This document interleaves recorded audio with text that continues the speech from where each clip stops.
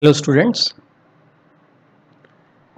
after exams we are starting the new chapter on human circulation. Okay, human circulatory system. In today's video we'll be looking at what is the circulatory system, what are its functions, what are the components of the circulatory system, what are the differences between blood and plasma. Okay, what are the various components of blood, what are their functions, what are blood vessels, what are the differences between arteries and veins. We will be covering all of these in today's lecture. So let's start. So the circulatory system is basically composed of two systems. One is the cardiovascular system and other is the lymphatic system.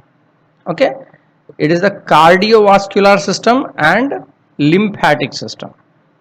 Okay, so what is this cardiovascular system? Cardio, from this you will be able to derive that it has something to do with the heart. Okay, so vascular means some kind of vessels are there. So heart and vessels. Okay, in the name itself you are able to find out that there is the heart and vessels. In addition to that, the liquid part is the blood. So the cardiovascular system consists of the heart, okay, which is the pump, the blood vessels, which are the pipes through which the blood, which is the liquid part, will circulate throughout the body. Okay, in addition to blood circulation, there is also lymph circulation. Okay, lymph, lymph, lymph. Okay, so the lymph is circulated around the body by the lymphatic system. So what are the components of the lymph, what is the function of the lymph? These details we will be not covering in the present chapter, but the basic thing that we need to know is that lymph is associated with immunity. Okay, it is very important for the immune system. Okay, so whenever there is some kind of infection, sometimes you will be able to see that the lymph nodes are swollen.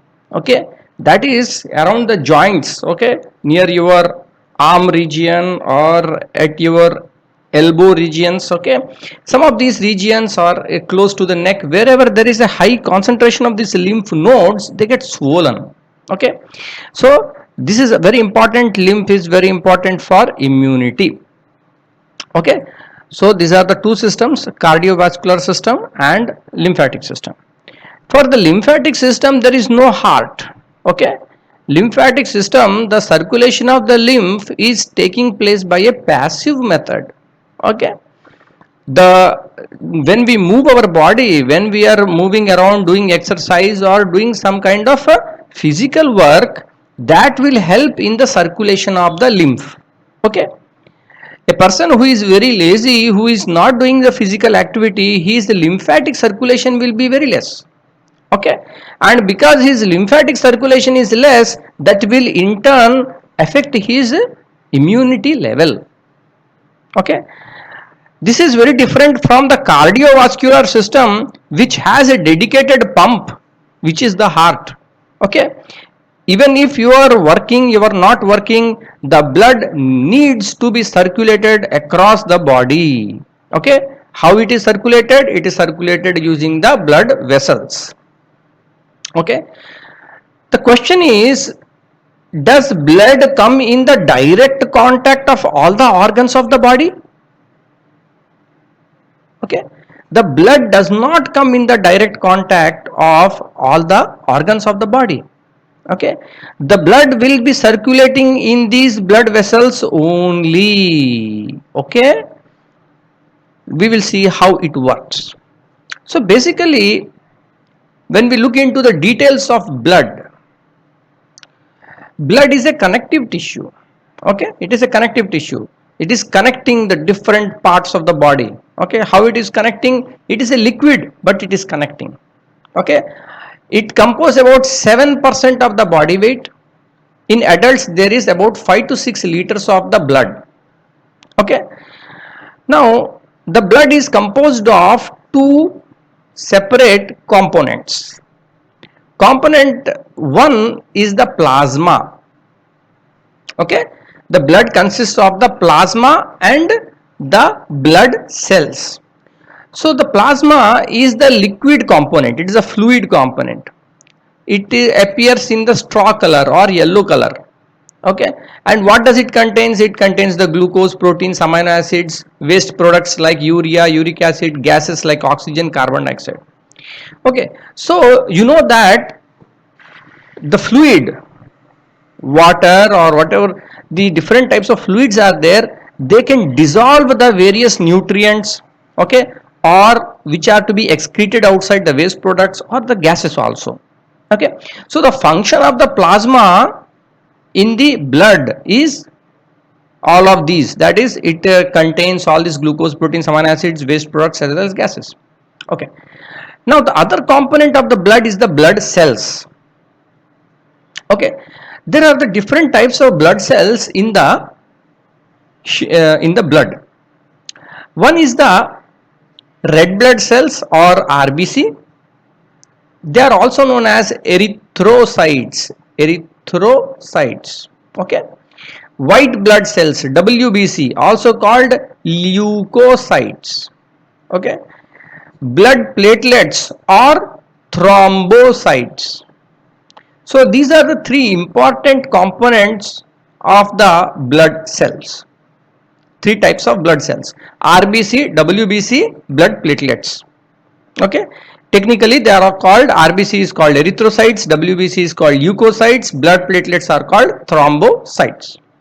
What is the function of RBC? It contains a protein. What is that? Iron containing protein, which is red in color, that is the hemoglobin.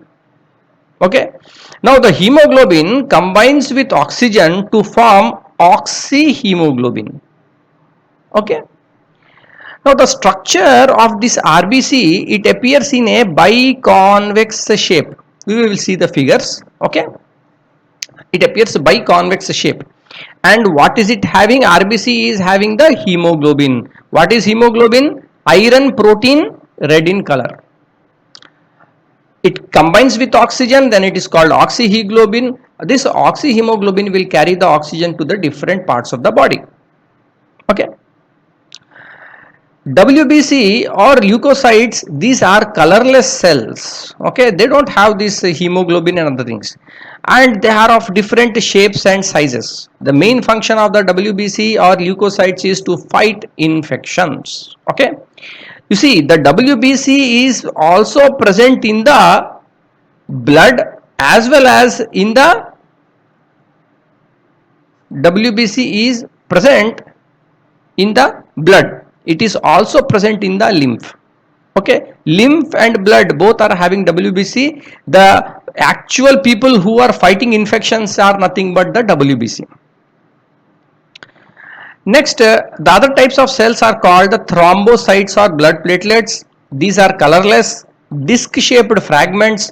They are required for coagulation or clotting of blood. So you know very well, when there is a cut or wound, the blood escapes out from these blood vessels. So when the blood is coming out of the blood vessels, there must be some mechanism to stop it.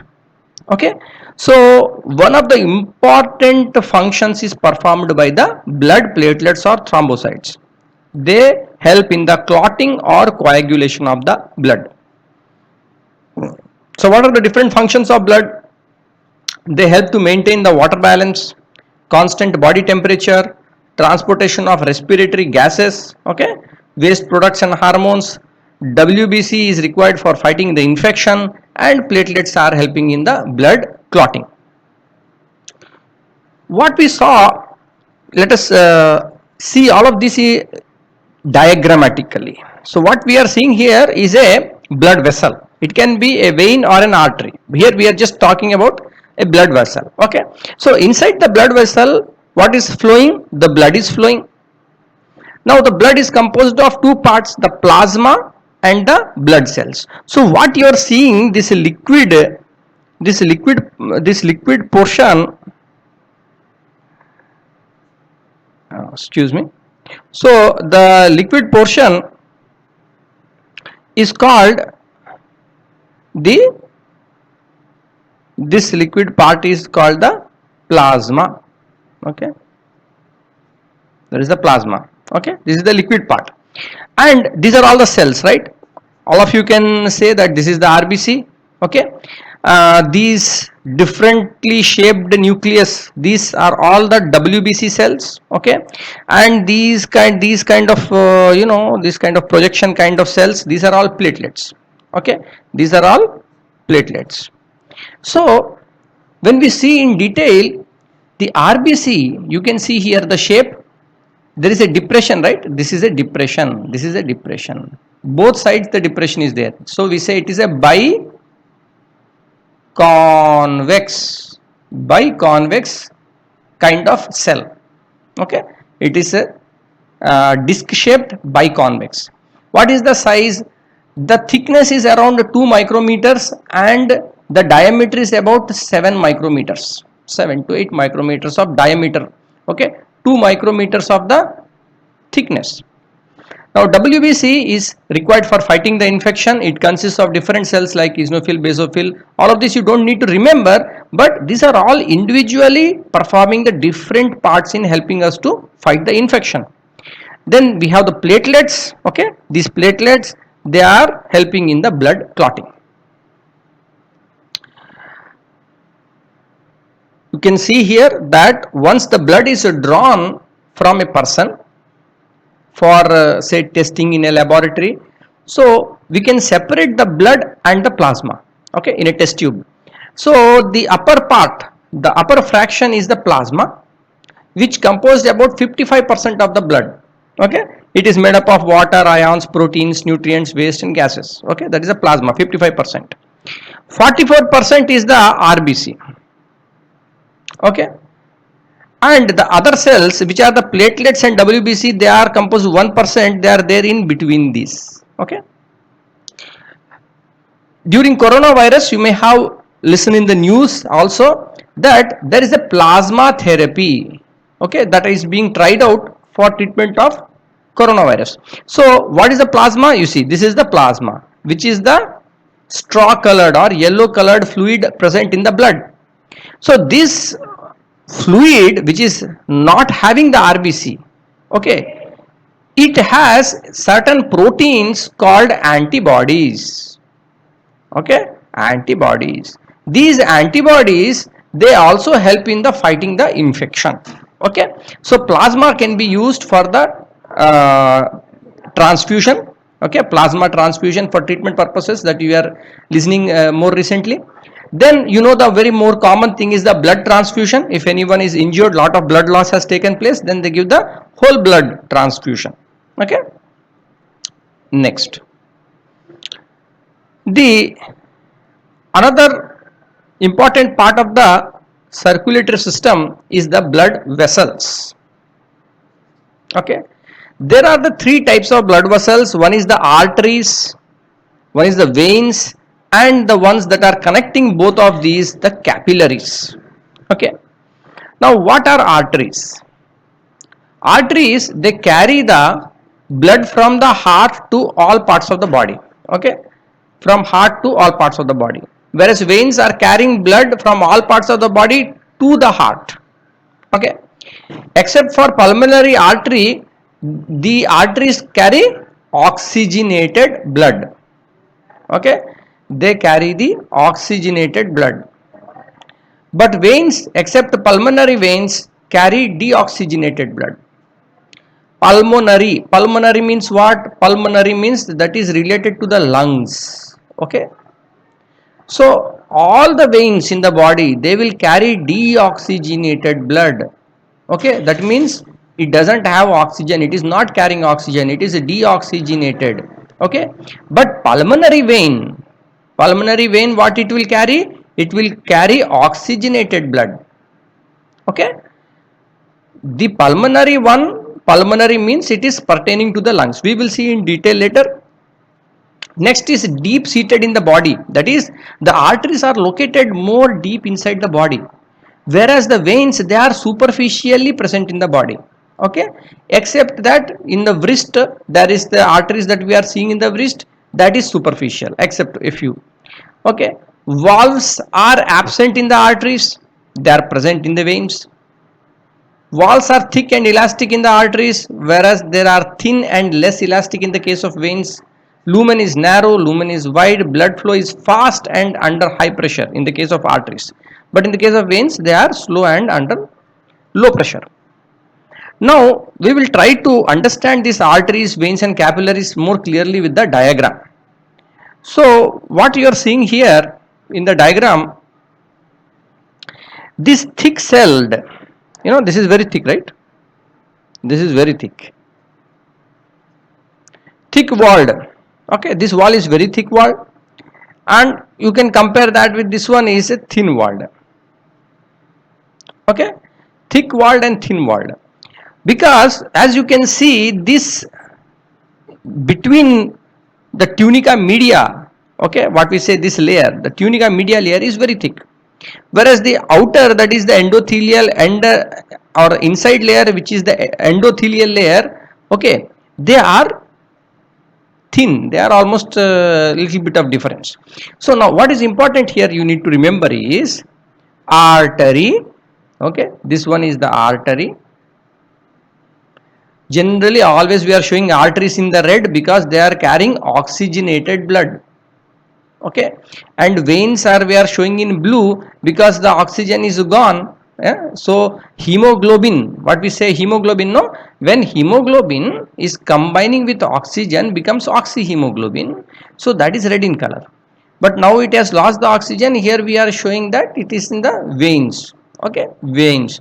So these veins we are generally showing in blue color, doesn't mean that actually they are blue in color. Okay, for representation purposes.